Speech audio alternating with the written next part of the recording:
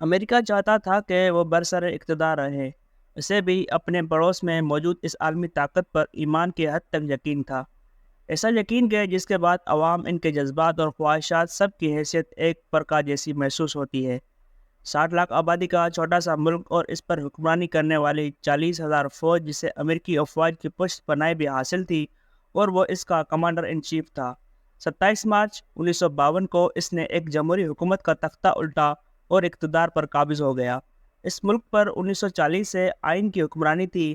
اس نے آتے ہی آئین کو معطل کر دیا، لوگوں کی منتخب اسمبلی کو ختم کر دیا اور اپنے منظور نظر افراد کی ایک 80 رکنی مشاورتی کونسل بنائی جس کے ذریعے حکومت کرنے لگا۔ اس کونسل کی اکثریت ایسے لوگوں کی تھی جو فوج کے ریٹائرڈ افسران تھے۔ اس نے اپنے سیاسی مخالفین اور آزادانہ رائے رکھنے والے صاحبان علم کو دبانے کے لیے فوری نوعیت کی فوجی عدالتیں بنائیں اور انہیں سزائیں دینا شروع کر دی۔ اس کی حکومت کا مقصد ملک میں جمہوریت، عوام کی فلاح یا ترقی ہرگز نہیں تھا، بلکہ اس نے اقتدار پر قبضہ ہی اس لیے کیا تھا تاکہ وہاں ایک ایسی حکومت قائم کی جائے جو امریکی پالیسی سازوں کے سامنے جھکے اور مغلوب نظر آئے اور ہر معاملے میں امریکیوں کے بتائے ہوئے راستوں پر گامزن ہو۔ اسے امریکیوں نے یہ مشورہ بھی دیا کہ عوام کے لیے زبان و بیان کی تھوڑی سی آزادی ضروری ہے، اس سے دلوں کا غبار نکلتا ہے اور کسی قسم کی انقلابی تحریک کا خطرہ کم ہو جاتا ہے۔ اس نے ایسا ہی کیا، تھوڑی پریس کو آزادی دی اور جلسے جلوس نکالنے پر بھی پابندی ختم کر دی۔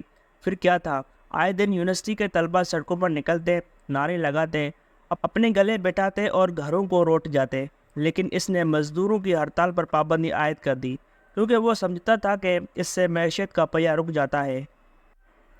ایسے لوگ جنہیں عوام کی دکھوں اور تکلیفوں سے دور کا بھی واسطہ نہیں ہوتا، ان کے نزدیک قومی خزانے میں دولت کا انبار ہی معیشت کی ترقی کی بنیاد ہوتا ہے۔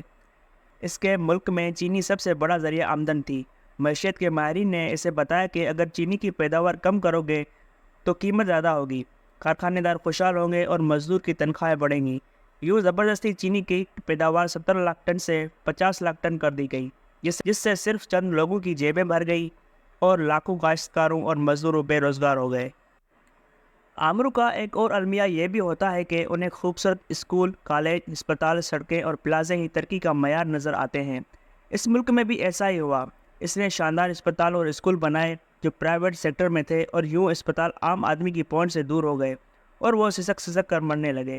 اسکول صرف امراء اور شرافیہ کے بچوں کے لیے باقی رہ گئے، عام شخص تو ان کی فیس ادا کرنے کے قابل بھی نہ تھا۔ نہ علم لوگوں کی دسترس میں رہا اور نہ صحت، اور ان دونوں کے ساتھ ساتھ بے روزگاری نے لوگوں کو خودکشی کی راہ دکھا دی۔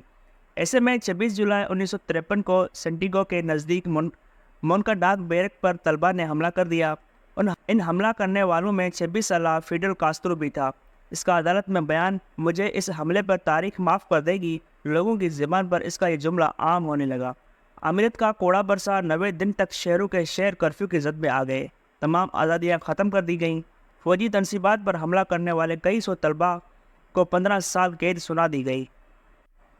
اب اس حکمران نے سکھ کا سانس لیا، یوں لگتا تھا جیسے سب کچھ دب گیا ہے۔ حاصل کنٹرول میں عوام راضی برضا ہو گئی ہے اور خوش ہیں۔ درباری خوشامد تجویز نگار اس آمر کے قصیدے گانے لگے تھے۔ قصیدے سن کر اسے عوام میں مقبول ہونے کی خواہش نے گھیرا۔ سیاسی قیدیوں کو فراخ دلی سے ملک بدر ہونے کی اجازت دے دی گئی، جو نہ مانے انہیں مسلسل قید رکھا۔ وہ سمجھتا تھا اس کے نزدیک لیڈر آنکھوں کے سامنے رہے تو دل میں بستے ہیں، آنکھ سے اوجھل ہوں تو دلوں سے بھی غائب ہو جاتے ہیں۔ ایسے لوگوں کو اس بات کا اندازہ ہی نہیں ہو پاتا کہ نفرت اور محبت تو ان تکلیفوں، ازاروں اور بے چینیوں سے جنم لیتی ہے جو لوگ برداشت کر رہے ہوتے ہیں۔ مطمئن ڈکٹیٹر جنرل باٹسٹا نے اقتدار کے ٹھیک 7ویں سال صدارتی الیکشن کا اعلان کر دیا۔ دوسری جانب مدتوں کے زخم خور لوگ سڑکوں پر نکل آئے۔ اس نے سب سے پہلے کاروباری طبقے کو پکارا جن کی جیبیں اس آمریت میں پھول کر بہہ چکی تھیں۔ سرمایہ دار عوام کے خوف سے خاموش رہے کہ کہیں باٹسٹا کا ساتھ دینے سے عوام ان کی فیکٹریاں نہ جلا دیں۔ یہ ملک تھا کیوبا، جس کے چرچ نے بھی اسے تحریک کی لیڈروں سے مفاہمت کے لیے کہا اور بتایا کہ ہم عوام کی نبض دیکھ رہے ہیں، ابھی بھی وقت ہے، سمجھ جاؤ۔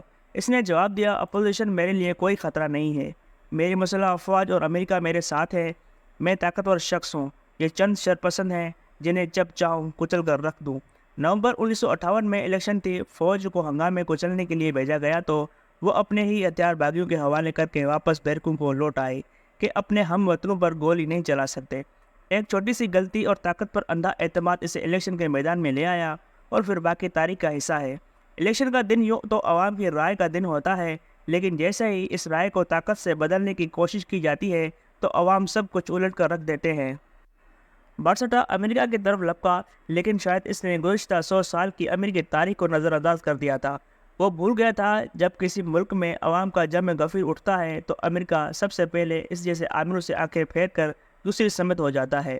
امریکہ کے دروازے کھٹکھٹاتا بارسٹا مایوس و ناکام ہوا تو ایک دن 31 دسمبر 1958 کو رات کی تاریخ میں ملک چھوڑ گیا۔ 2 جنوری 1959 کی صبح طلوع ہوئی تو پورے ملک میں اس شخص کو اچھے نام سے یاد کرنے والا بھی موجود نہیں تھا۔ اقتدار کے ایوان اب پسے ہوئے لوگوں کے ہاتھ میں آ چکی تھے۔ طاقت کے بل پر حکومت حاصل کر کے اقتدار کو طول دینے والوں کا ایک المیہ یہ ہے کہ وہ لوگوں کی خاموشی اور صبر کو اپنی مقبولیت کا گراف سمجھنے لگتے ہیں، لیکن یہ خاموشی اتنی مہیب ہوتی ہے کہ اس کے نیچے ابلتے آتش فشاں کی طرح دیکھتے ہوئے آگ حکمرانوں کو دکھا دیتی ہے، اور نہ ہی عوام کے بدنوں میں چھپا شور اس کے کانوں تک پہنچتا ہے۔ بس اچانک عوام کے ہجوم کا ایک لاوا ابلتا ہے اور پھر نہ تاج رہتا ہے نہ تخت۔